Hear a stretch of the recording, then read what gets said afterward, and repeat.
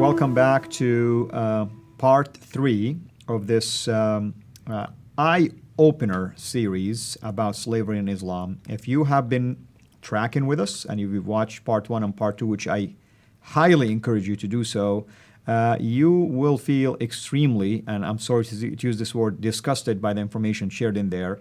Yet, what fascinates me about the whole thing is like we are sharing Islamic own resources for this.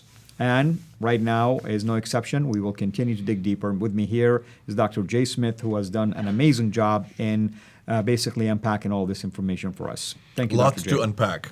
And all I need to do is just put up reference after reference. All research by Sarah Foster, who is a descendant of slave, was absolutely disgusted by what she found, and that's why I'm sharing her material today. And as you said, it was difficult to read what you had to read. Now let's go to Muhammad himself, and let's look and see what the traditions say about this man, Muhammad. And so let's go back on the screen again, and let's look at his appearance. And when you look at his appearance, you will see, first of all, in Al-Bukhari, that he had white leg shank. That's interesting. So he had white legs. Secondly, that he had white forearm in Ibn Dawud 3206.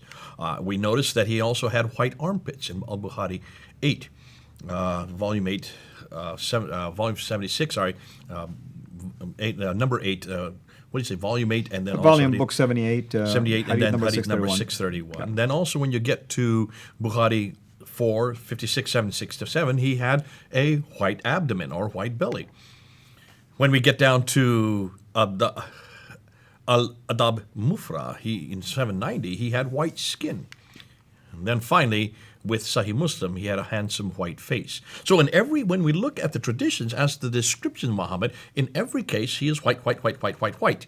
White forearm, white armpits, white leg, white abdomen, white skin, and also white face.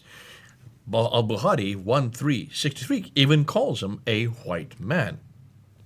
What is particularly troubling is when you continue on with that, take a look and see what Ibn Musa al-Yasunbi says. Anyone who says that the Prophet was black should be killed.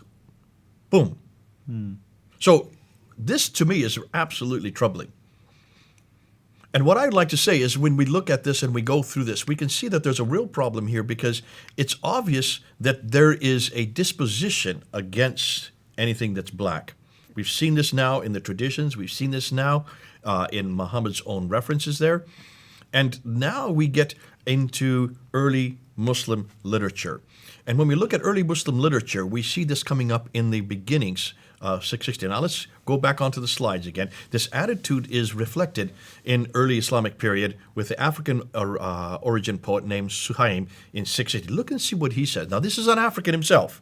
Look and see what he says. If my color were pink, woman would love me, but the Lord has marred me with blackness. Though I am a slave, my soul is nobly free. Though I am black of color, my character is white. I am covered with a black garment, but under it there is a lustrous garment with white skirts.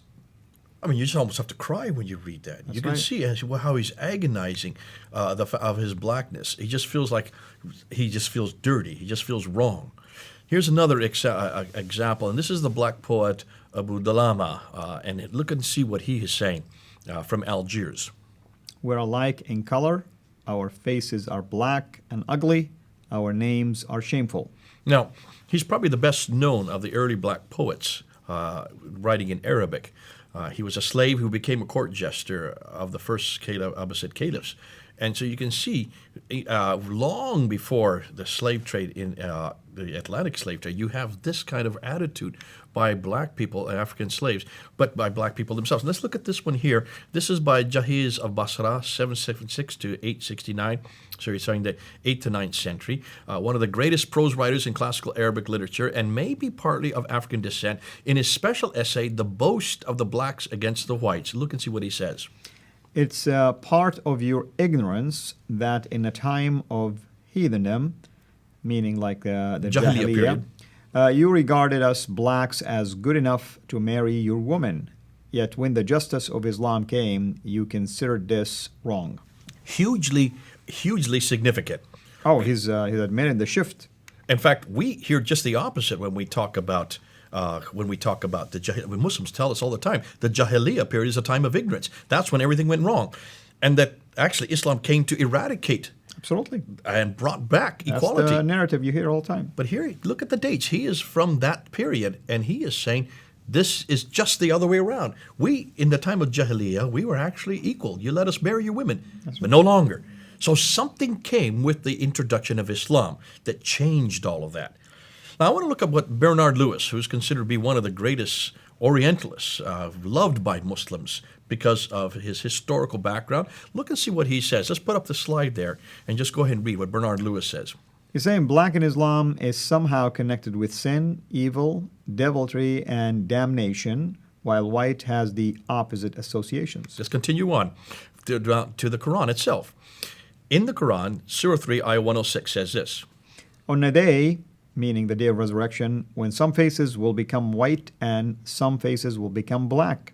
As for those whose faces will become black, to them will be said, did you reject faith after accepting it? Then taste the torment in hell for rejecting faith. Let's continue to another reference. Here is Surah 39, Ayah 60. And on the day of resurrection, you will see those who lied about Allah with their faces blackened. Is there not in hell a residence for the arrogant? This idea that Bernard Lewis is talking about, this real reference between white and black, the idea that black is evil, white is good, could this be coming out of the Quran? Is that the source for this? Let's look at some of the traditions. Let's look at the Hadith and look at Jami al-Tirmidhi. Let's see what he says, narrating from Ibn Abbas. Yeah, Jami al-Tirmidhi, volume 2 says, Ibn Abbas narrated that the Messenger of Allah said, the black stone descended from the paradise, and it was more white than milk. Then it was blackened by the sins of the children of Adam. So this narrative about evilness of blackness, that it changes and creates evilness, or is created by evilness, continues in the Hadith. It's not just in the Quran. Bukhari, look and see what he says. Narrated Anas ibn Malik, Allah's Messenger said, you should listen to and obey your ruler, even if he was an Ethiopian black slave whose head looks like a raisin. So, again, you have a derision there. You have a reference point that seems to be confronting the whole notion that black, something's wrong with black. And notice the example he used as a model for even if he's like this, you still should listen to him. Yeah, that's the worst, but still, you still listen to him. Now we get into Sunan al-Nasai. Jabir said, a slave came and pledged to the Prophet to immigrate, and the Prophet didn't realize that he was a slave. Then his master came looking for him. The Prophet said, sell him to me. And he bought him for 2 black slaves. Then he did not accept the pledge from anyone until he asked, is he a slave? So you can see Muhammad was caught into the same trap, and that almost the denigration. Now let's talk about the treatment of slaves, because the treatment, yeah, go ahead, you want to say something? I was just going to say something. It's kind of interesting. He wouldn't accept the pledge of any black unless they tell him they're not a slave, as if it gives you the impression that, in general, blacks were slaves. Yeah. Okay, we're going to come back to that. Hold on to that. Treatment of slaves. Dr. John Azuma, again, the one we referred to, he did his doctoral thesis on this very problem, mentions this. And let's go back and see what he says. And this is in his book, The Legacy of Arab Islam in Africa. In areas like North Africa, the Middle East, and Turkey, black slaves did the meanest and hardest work. The first generation and plantation slaves in Muslim lands was as harsh and cruel as any other such system, while successive generations of all slaves had to live under the weight and stigma of racial and social discrimination. So you can see the treatment of slaves was much worse for a black than it was for anybody else. And that could be possibly because of the reference that we have been going across. Now, Al-Tabari in the 10th century notes this. He said that Zinj employed in groups, 500 to 5,000, salt marshes of southern Iraq. Their condition was extremely bad, and they were literally pinned down there, hopeless and homeless. The bad treatment, of course, led to numerous slaves' revolts beginning So even Tabari in the 10th century was saying that this was quite normal. This bad treatment of black slaves was something that was not even considered to be a problem. Now, when we get to the maps of the slave, this is, I'm going to put this map up here. This is what you usually get from 639. You have the trade routes out of Africa and Asia. Have you look at those trade routes, and what do you notice? They all seem to go to the south, do they not? That's right. Now, what I want to do is I want to go back and I want to look and continue with what Bernard Lewis had said earlier. Remember, Bernard Lewis is a well-known Islamic apologist. At least Muslims like him. They think of him as apologist because he is the one that gives the best historical overview of Islam. Look at this quote that he says in Race and Slavery in the Middle East from 1990. He said, the myth of Islamic racial innocence was a Western creation and served a Western purpose. In the 18th century, the philosophers of the Enlightenment had praised Islam for its lack of dogmas and mysteries, its freedom from priests and inquisitors and other persecutors, recognizing real qualities but exaggerating them as a polemical weapon against the Christian church and clergy. So this is a polemic by Westerners showing the romanticism of Islam in order to confront and ennoble or denigrate Christianity at that time. Davis Goldberg continues on, and he says, Lewis did not find anti-black sentiment in Arabia until the 7th century. Listen, look at the date. Until the 7th century conquest of Africa and the enslavement of its inhabitants. Snowden and Thompson similarly did not find a prejudiced view of blacks in ancient Greece or Rome. In those earlier times, color did not define a person and was not a criteria for categorizing humanity.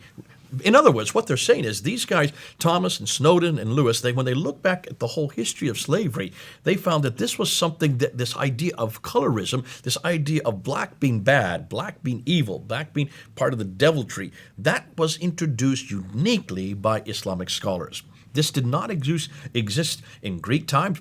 Every color was enslaved. It didn't exist in Roman time.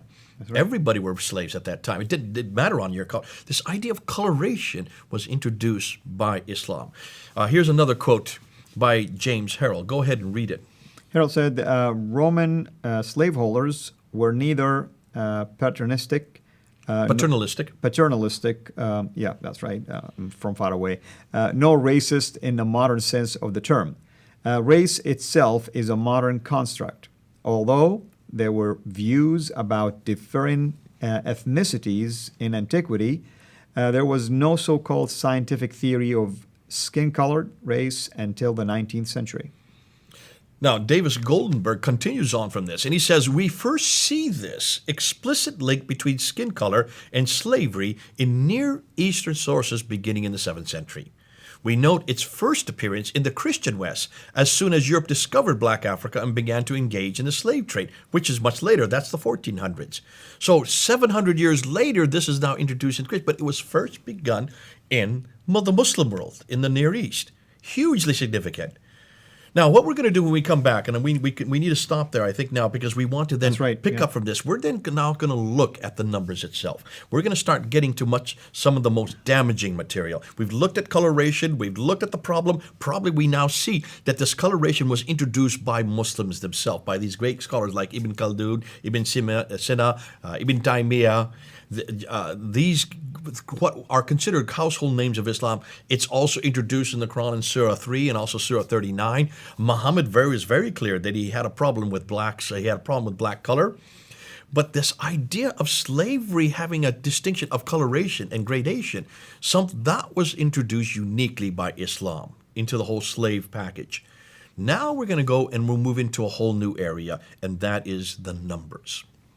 Absolutely, and of course, the whole thing is important for people to watch, and it's extremely an eye-opener, like I said earlier. And we thank you, of course, for taking the time to share in this fabulous research by, once again, want to give her credit. What's her name? Sarah Foster. Sarah Foster. We thank her for that, and I hope others will benefit from this amazing data that we're sharing with you.